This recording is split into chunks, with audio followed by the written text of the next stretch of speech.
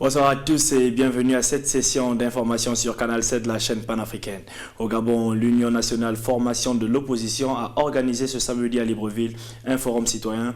L'objectif principal visé par cette rencontre était la mise en place d'une feuille de route axée sur l'alternance qui permettra à ce parti d'affronter l'élection présidentielle de 2016. Marielle Biogou était sur place.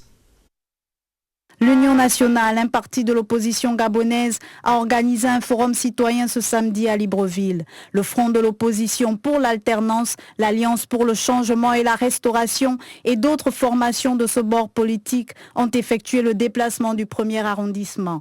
Cette rencontre a été l'occasion pour les leaders de l'opposition et leurs adhérents de discuter de la mise en place d'une feuille de route pour l'alternance en vue de la prochaine élection présidentielle. 1. De la nécessité de l'alternance. 2. Des mécanismes et outils pour l'alternance. 3. De la responsabilité citoyenne dans la quête de l'alternance. Et 4. De la prochaine élection présidentielle. Le responsable de la première communication, Paul-Marie Ngonjou, a néanmoins relevé les facteurs de blocage de l'alternance au Gabon. Pour le membre du Bureau national de l'Ain, les responsabilités sont partagées. Une constitution qui ne favorisait pas l'alternance démocratique, déjà avec des institutions qui étaient totalement redevables au chef de l'État. L'opposition est responsable en partie de cette absence d'alternance.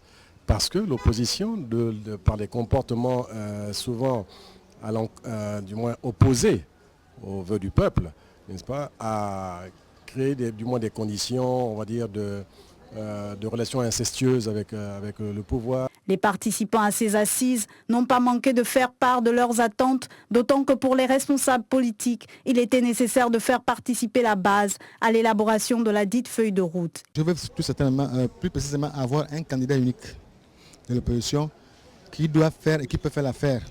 À la proposition de la présentation d'un candidat unique de l'opposition, les participants ont émis le souhait de la mise en place d'un secrétariat permanent qui permettra de fédérer l'ensemble des forces en présence de l'opposition gabonaise. En éducation, nous revenons sur la journée des métiers organisée hier par la junior entreprise de la BGFI Business School of Management.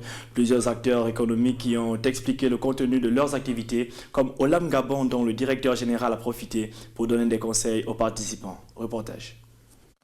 Ce samedi à Libreville, dans les locaux de la BGFI Business School of Management, s'est tenue la deuxième édition de la journée des métiers de cet établissement d'enseignement supérieur, placé sous le thème « Système d'information, fonction support au sein de toutes les entreprises ». Une initiative annuelle de la E Carré, la junior entreprise de la BBS qui se veut, selon les organisateurs et la direction, une plateforme d'échange sur le rapprochement entre l'école et l'entreprise.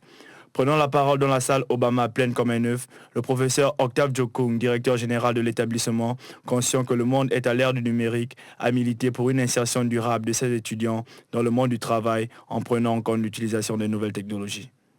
Malgré les points en commun qu'ils ont avec les anciennes, eh bien, nous savons qu'avec les générations type Y, eh bien, nous devons mettre l'accent sur le digital. Après la diffusion d'un film qui retraçait le parcours de la E Carré, le président de cette junior entreprise a fait part de la volonté qui anime ses camarades et lui de faire de la BBS l'une des meilleures écoles de management sur le continent africain. Inès Gwanda en a également profité pour décliner la triple vision de la E Carré, une organisation qui n'a que 2 ans d'existence. Primo, faire connaître aux différents étudiants les différents métiers qui composent et qui ponctuent au quotidien les entreprises. Deuxième objectif, deuxième visée, donner une parfaite connaissance, sinon une meilleure information par rapport au profit des métiers qui sont retrouvés dans les entreprises.